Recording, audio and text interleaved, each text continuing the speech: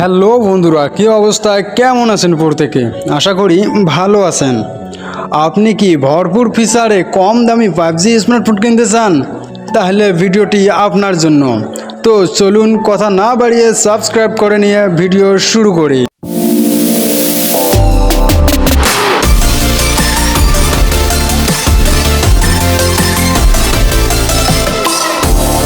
Motorola, যা পৃথিবীর অন্যতম একটি মোবাইল কোম্পানি, কিন্তু মোটোরোলা বেশ কিছু স্মার্টফোন বাজারে লঞ্চ করলেও এবারে মোটোরোলা বাজারে বেশ একটি স্মার্টফোন লঞ্চ করতে চলছে।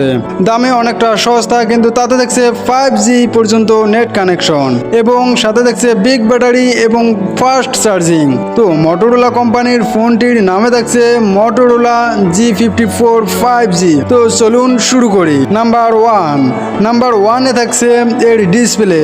ভাই, এর ডিসপ্লেতে ব্যবহার হয়েছে IPS LCD capacitive touch screen display এবং যাতে থাকছে 16M পর্যন্ত কালার। এতে থাকছে 6.5 ইঞ্চি ডিসপ্লে, যার রিজলিউশনে থাকছে 20:9 রেশিও। সাথে থাকছে 120 হার্জ রিফ্রেশ রেট। নাম্বার টুতে থাকছে এর প্রসেসরের ব্যবহার হচ্ছে মেডিটেক ডায়মেনসিটি 70206 ন্যানোমিটার, যার CPU এ থাকছে অক্টা কোর 2.2 GHz এবং অ্যান্ড্রয়েড ভার্সনে থাকছে 13।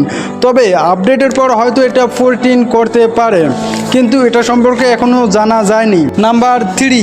নাম্বার থ্রিতে থাকছে এর স্টোরেজে ব্যবহার হচ্ছে দুটি ভেরিয়েন্ট, যার একটিতে থাকছে 8/128GB র্যাম, অন্যটিতে থাকছে 12/256GB র্যাম রোম। তবে এতে মাইক্রো SD কার্ডও ব্যবহার করা যাবে। নাম্বার ফোরে থাকছে এর ক্যামেরা। মোটো G54 5G এর রেয়ার ক্যামেরা ব্যবহৃত হচ্ছে 50 মেগাপিক্সেল পর্যন্ত এবং সাথে থাকছে 8 মেগাপিক্সেলের ক্যামেরা। এর ফ্রন্ট ক্যামেরা ব্যবহৃত হচ্ছে 16 মেগাপিক্সেল পর্যন্ত ক্যামেরা, যার রিজলিউশনে থাকছে 1080 পিক্সেল পর্যন্ত এবং এটা দিয়ে ভিডিও শুট করা যাবে 30 FPS পর্যন্ত। নাম্বার 5-এ থাকছে এর ব্যাটারি। মোটোরোলা G54 এর ব্যাটারিতে থাকছে 6000 mAh বিগ ব্যাটারি, যা চার্জ হবে 18 ওয়াট ফাস্ট চার্জিং এ এবং এতে ব্যবহার হচ্ছে Type-C কেবল। তো বন্ধুরা, কেমন লাগলো মোটোরোলার কোম্পানির মোটো 54 5G স্মার্টফোনটি?